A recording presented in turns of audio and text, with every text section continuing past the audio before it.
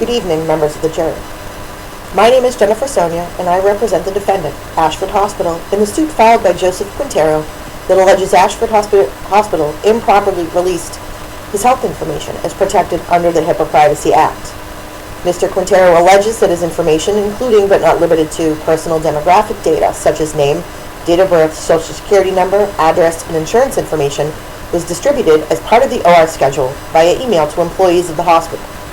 Other information included was medical history, prior surgical procedures, and information regarding current and past medical professionals Mr. Quintero has seen in regards to his health care. Mr. Quintero also alleges that this release of improper information caused humiliation and allowed his immediate supervisor, access to said information, alleging this caused identification of his character, and is asking for a judgment in his favor for said damages in the amount of $1.4 million. Now, I'd like to begin by agreeing with Mr. Quintero's statement that privacy is indeed one of Ashford Hospital's core values. Ashford Hospital takes pride in serving its patients with respect, compassion, and strives to provide the highest quality of care. And Mr. Quintero alleges his information was released to countless employees via email communication. The OR schedule is routinely distributed to employees who, number one, have the necessity to access the information, and number two, are authorized under the hospital's strict security measures to have said access. Part 164, subsection E of the Federal Code of Regulations states that a covered entity must identify those persons or classes of persons to which access is needed and to make reasonable efforts to limit access to those identified. This regulation also identifies confidentiality as disclosing information to unauthorized persons, and in this case, no unauthorized persons received the schedule, and there's no such evidence to prove that any unauthorized person had access to his information. Now, Ashford Hospital does take its security and privacy very seriously. This particular case is unique, and that not only was Mr. Quintero a patient, but an employee. As an employee, Mr. Quintero signed a confidentiality agreement upon hire, as does every employee prior to their employment. This is a mandatory condition of employment due to the nature of the business and to ensure employees agree to the terms of confidentiality in regards to health information that is routinely available in the course of patient care. Mr. Quintero also alleges that the hospital did not have permission to relay information to a business associate, which we would assume meaning the company that stores, manages, and often has access to the health information of employees as well as patients. Now, under the HIPAA guidelines, any organization or company that transmits or stores patient identifiable data is considered a covered entity.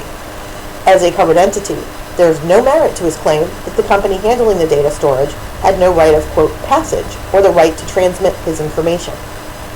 Now let's take a look at the information Mr. Quintero alleges was transmitted without his consent and the purpose of the disclosure. As previously mentioned, the OR schedule is routinely distributed to authorized individuals. Demographic information such as name, date of birth, social security number, age, address, and insurance information is included for the purpose of maintaining accurate billing records and ensuring proper handling of his surgery, including but not limited to benefit eligibility and verification, pre-authorization for the procedure, and ensuring proper reimbursement from the insurance company. Because this information is always required to verify eligibility and process accurate claims, this information was included. This information was sent to these authorized individuals as defined in the privacy rule in the payment section, which covers the various activities of the hospital in regards to obtaining payment and/or reimbursement. Additional information such as past medical history and surgeries, current medications, and current and previous treating physicians falls under the definition of treatment. Under this definition, treatment refers to the coordination and/or management of healthcare, as well as consultation and communication amongst providers regarding a patient.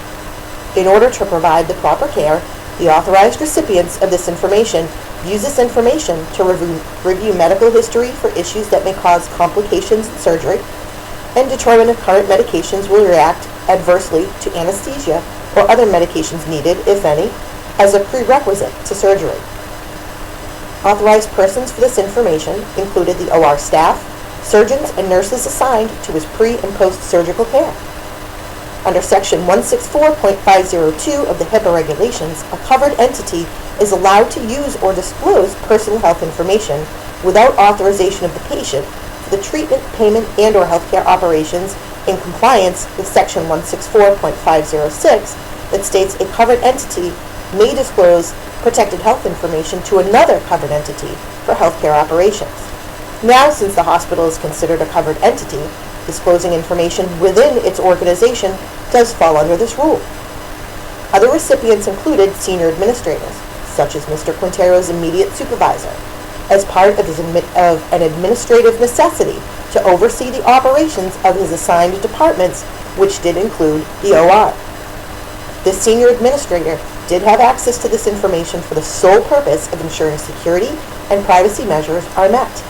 This administrator's duties included risk analysis, risk management and assessment, and education and training for employees regarding the security of health information transmitted electronically. Therefore, he falls under the scope of an authorized person. Let's look again at the confidentiality agreement Mr. Quintero signed upon hire with the hospital. All employees are required to sign the agreement as an informed acknowledgement that any and all patient information be used only for the sole purpose it is intended for, and that the employee agrees that he or she will not disclose information otherwise. The recipients of the emailed schedule indeed had access to Mr. Quintero's information. However, as part of this agreement, we feel confident the recipients only used the information that was necessary. There's no evidence otherwise that supports Mr. Quintero's information was used for anything other than its intended purpose of ensuring quality and efficient care. Lastly, I'd like to address Mr. Quintero's allegations he did not provide consent for the release of his information. As an employee, as well as a patient, Mr. Quintero was furnished a copy of the privacy rights on several occasions. Considering his past surgeries, HIPAA regulations mandate that every patient be given a copy of these privacy rights in advance of any treatment. Mr. Quintero has signed several acknowledgments of receipt of these rights, which clearly states how the hospital uses and distributes patient information. Notice I did not say he signed an acknowledgement of the rights, only that he received them. It is up to the patient themselves to read and understand the privacy practices as they apply to him and his information. This notice does also offer the patient the right to restrict some or all access to their information as they see fit. Now, there's no evidence to support that Mr. Quintero invoked this right, thus leaving the hospital to manage its data as disclosed in the privacy statement. In conclusion, I'd like first to express our sadness that Mr. Quintero does feel Ashford Hospital has violated his privacy rights, as it is one of the hospital's core values and a part of the hospital's mission to provide the highest quality of care. So to review, Ashford Hospital only disclosed information for use under HIPAA Regulation 164.502 for use regarding treatment, payment, and healthcare operations, which included the administrative duties of his immediate supervisor for the purpose of analysis and assessment of security measures. There's no evidence to support the information was used for anything other than these purposes, or that his supervisor made any judgment in regards to his personal character. Information was disclosed only to authorized employees pursuant to the HIPAA Regulation Section 164 Subpart E by identifying authorized persons and limiting the access to only those individuals. There is no such evidence to support the information was disclosed to anyone other than those authorized. All employees are required to sign a confidentiality agreement, including Mr. Quintero, and every employee that has access to his information. Again, there's no evidence to support a breach of this information. And also, Mr. Quintero was provided with a copy of the patient privacy rights and did not contest the hospital's method of collecting, storing, transmitting, or using his information for the purpose of ensuring quality care. Ashford Hospital took the appropriate measures to identify and limit access to information to authorized persons only, adhered to the HIPAA regulations regarding proper use and disclosure, and offered full disclosure of patient privacy rights as mandated by these regulations.